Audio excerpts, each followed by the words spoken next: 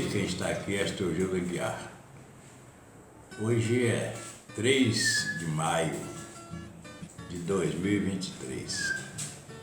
Eu quero dizer para os senhores que há muitos e muitos anos, eu tinha 22 anos, morava no interior, lá nas brenhas das montanhas do estado do Rio de Janeiro.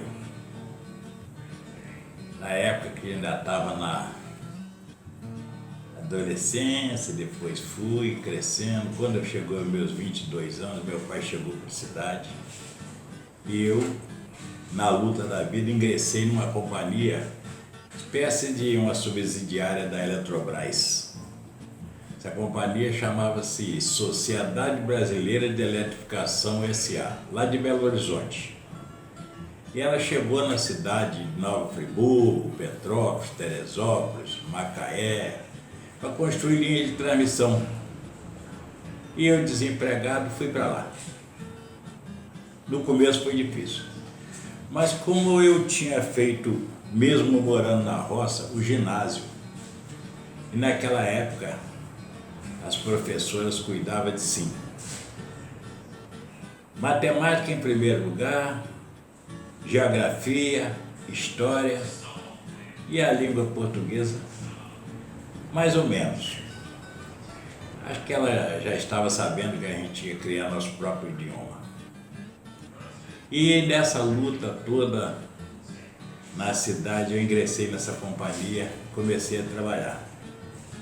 Mas parece que o Criador me iluminou por eu ter o ginásio, conhecer um pouquinho de matemática. Comecei a trabalhar na construção de linha de transmissão no Eletrifica Brasil. E ali eu aprendi muita coisa, porque eu fui para o almoxerifado, lá tinha os projetos, desenhos, e aquilo ali eu fui, por força de vontade mesmo, fui aprendendo.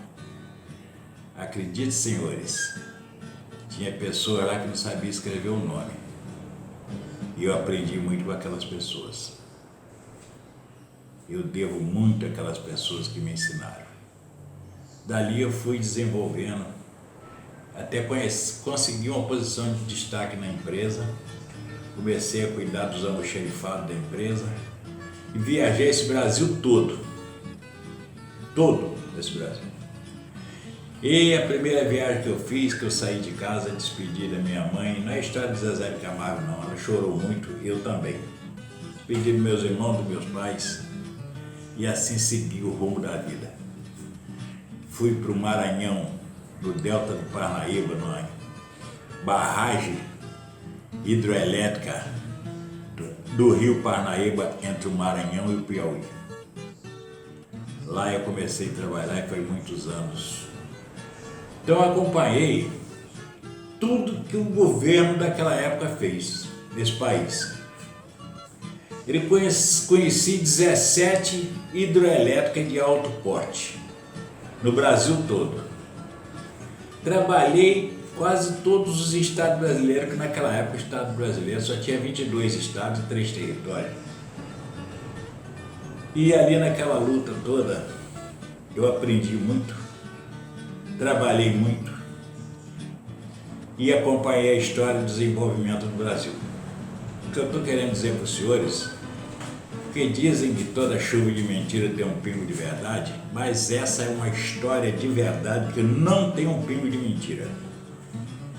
Eu vi no Nordeste os militares que assumiram abrir igarapés, limpar os igarapés, açude, poço artesiano, para reunir água para as pessoas, os agricultores poderem plantar. Eu vi os militares, naquela época, o governo militar, asfaltar a BR-101, 040, 116. BR-101 era uma estrada, uns pedacinhos que tinha de asfalto, o resto era tudo chão. Quando a gente saía do Rio, de Minas Gerais, quando chegava ali em Teoflotone, entrava em Conquista, a estrada de chão, até Juazeiro da Bahia, você levava uns 3 dias. Tudo argiloso, o carro corria, os feixes de mola, era um sofrimento. Quando você pegava do outro lado de Petrolina, atravessava o Rio São Francisco, o sistema de solo melhorava um pouco, mas quando você chegava até que entrava no estado do Piauí para ir para o estado do Maranhão, você levava um tempo, que era estrada cheia de poeira, cheia de buraco, era uma tristeza. E eles assaltaram aquilo tudo. Aí eu acompanhei, que eu fui montar uma estrutura de comunicação lá, quando abriram a Transamazônica.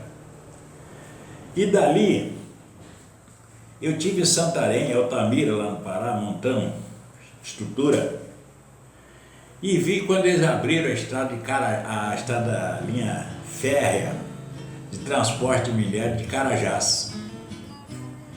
Então eu fui acompanhando, eles eletrificaram todo o Brasil, norte, sul, leste, oeste, sul e sudeste e centro-oeste. Conectou-se todo o Brasil que não tinha energia elétrica. Naquele tempo era umas usinas, pouca usina térmica, mais geradores de energia na cidade. É uma situação difícil. Então nessa luta toda eu vi que os militares duplicaram a Rio-São Paulo, que era uma estrada ruim, mão única, acidente terrível. Duplicaram a Rio-São Paulo e melhoraram a linha férrea de Acesita até Mascarenhas, no Espírito Santo, a Vale do Rio Doce, que transporta o minério para o Porto Tubarão e Vitória. Eles melhoraram aquela estrada, botaram tudo para funcionar. Os trens de minério funcionavam noite e dia. Então, senhores, eu vi as indústrias têxtil, principalmente do estado do Rio de Janeiro, entre Petrópolis, Friburgo, Magé, Caxias, elas davam milhares de empregos. Os estaleiros davam milhares de empregos, funcionava. A indústria pesqueira também. Nós não passávamos fome, não tinha cesta básica não. As empresas funcionavam. Que depois que eu trabalhei 11 anos nessa firma chamada Sociedade Brasileira de Eletrificação, que hoje eu presto a reverência a todos os meus colegas que me ensinaram e me ajudaram, os que estão vivos até hoje. Os que já se foram, eu peço ao Criador que coloque eles num bom lugar, que certamente mereceram o que fizeram. Porque naquele tempo não tinha maquinário não, era tudo na força, por cima dessas montanhas que os senhores veem aí, quando vê uma torre de linha de transmissão montada. Pode imaginar que ele foi levado nas costas. E aquilo não é só esticar fio não. Aquilo ali tem matemática também. Porque ali são tudo milimetrado. Na época que eu trabalhei, os cabos vinham de outros países aí, que nem do Canadá, a medida dos cabos era em pés, para você transformar em polegada, centímetro, milímetro na hora de conectar os cabos. Trabalhei muito. E eu vi o que os militares daquela época fizeram. Construíram a ponte Rio-Niterói, construíram 2 usinas nucleares, que hoje é um orgulho, porque o único país da América do Sul que tem 2 usinas nucleares é o Brasil. É nosso orgulho, porque os outros países, nem da América Central, América do Sul, os países da América Central também não tem não. Então, naquela época, eu era jovem, mas a gente podia se divertir. Você podia jogar no bicho, você podia jogar sinuca, você podia jogar baralho, você podia ir no cabaré, você podia ir na casa das primas. Eles não brincavam com nada disso. Você podia andar na rua a hora que quisesse, de noite, de dia, de madrugada. Era só você ter seu documento no bolso, estava tudo certo. Agora também tinha uma coisa. Não tinha esse negócio de o homem tá batendo em mulher, maltratando aí, que não, isso aí não funcionava não. Aí o cara ia passar mal.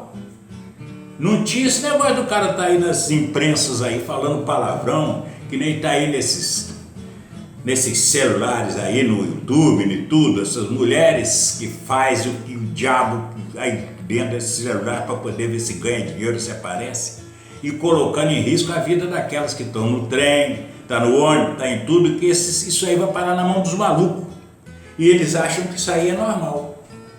Aí começa a maltratar as mulheres, abusar das mulheres, porque isso vai para os colégios, para a mão das crianças e tudo. As autoridades não fazem isso. Naquele tempo eu duvido que fazia. Eu pegava minhas filhas, que depois que eu saí de lá, vim trabalhar aqui no Rio de Janeiro.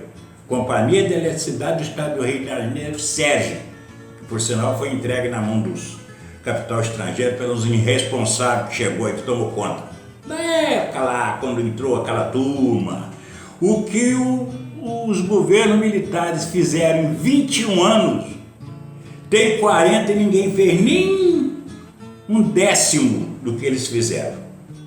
Um décimo sequer não fizeram. E hoje fica todo mundo dizendo aí. Esses dias vi umas pessoas falar uma barbárie danada.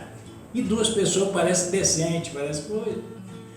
Dizer, olha, fulano, democracia sim, ditadura nunca mais. Porque nós temos 90 anos de democracia. Então onde que esse desgraçado viu ditadura? Porque na época que eles falaram que era ditadura, eu levava minhas filhas no matinê, dia de domingo, às 4 horas da tarde, 8 horas da noite, ia buscar, elas estavam lá, porque tinha disciplina, tinha gente que tomava conta. E o respeito. Hoje eu estou velho, estou aqui, eu fico revoltado por ver o maltrato das mulheres que tem aí, mulheres que não merecem isso, porque a mulher é mãe da vida. E não acontece nada. Fizesse isso naquela época para ver o que o cara ia arrumar na vida dele. Se ele não ia ser enterrado com o saco na boca. E hoje ninguém faz, só fica criticando para lá e para cá. Por que não pune esses pessoas da comunicação aí, desse YouTube, dessa internet, isso tudo aí, proíbe essas mulheres que parecem isso, a cara dela tá lá, vai lá, bota ela na cadeia para não fazer mais isso. Mas hoje, infelizmente, a gente fica com vergonha. Eu sou conservador mesmo, de verdade. Eu fico com vergonha de assistir uma novela em alguns canais que tem aí, porque na minha época você sentava na sala para assistir uma novela, abraçado com suas filhas, com seu pai, sua mãe, seus filhos e irmãos. Tinha horário da gente assistir novela. Era uma história. Hoje tem emissora aí que a novela é um baixo militrício. Eles que me desculpem de eu dizer isso, mas eles precisavam de alguém dizer isso para eles. Porque não tem mais jeito. Mudou tudo. Na minha época, respeito quando existia. Por isso que até hoje eu tenho 3 netos. Eles me dão uma benção quando me encontram. Meus sobrinhos me dão uma benção, as esposas deles me dão uma benção, e os filhos deles me dão uma benção, como dão uma benção a meus irmãos e a todos. Isso foi criação. Porque a educação era em casa dos pais. Não é na escola não. A escola é só para ensinar. E depois ele apanha, o resto da vida ele apanha com o chicote da vida. Porque o homem tem que aprender com os tombos que ele leva. Assim ele aprende a levantar e aprende a viver a vida. Mas hoje não tem isso. Porque os pais não cuidam dos filhos, larga aí como Deus criou batata. Não era para ser assim. Então, gente, me desculpe. Mas sou obrigado a falar, porque eu vejo tanta conversa besta que tem por aí. Acha que no Brasil teve ditadura se a gente votava? A gente votava, não tinha eleição, nunca parei de votar e voto até hoje. Nunca parei de votar. Olha, gente, eu trabalhei até 2017 com linha de transmissão, medição de descarga atmosférica, que eu lido muito bem com isso. Eu trabalhei, não foi só no Brasil não, eu trabalhei fora do Brasil. Só na África eu fiquei 2 anos trabalhando lá. Lá eu aprendi que muitos jovens que faz roaça aí, que faz coisa, devia ir para lá. Bota ele lá, para ele ver o que é a vida. Eu vejo muita gente cheia de soberba por aí afora. Vai lá na África ver como é que funciona a coisa. E as pessoas são carinhosas e educadas. Eu cheguei lá assustado, saí de lá chorando por ter deixado tantas pessoas que eu adorava e amava para trás. Então, aqueles que se ofenderam do que eu estou falando, faça o seguinte, me atire a primeira pedra. Só peço uma coisa, não pense que eu sou Maria Madalena não, hein? Eu sou Ulisses, eu já atravessei os 7 mares para ver e ouvir o canto da sereia.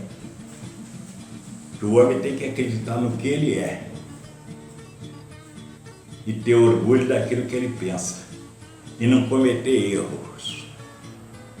Pode errar por simplicidade, de maldade não. E outra coisa, saber que acima de todos nós tem um Criador, que ele está deixando de ser respeitado. Muitos evangélicos têm umas igrejas aí que tem que respeitar mais o Criador. Teve um do chapéu grande aí que esses dias disse que o Jesus, quando voltar, não vai voltar mais como Jesus, não, vai voltar como leão.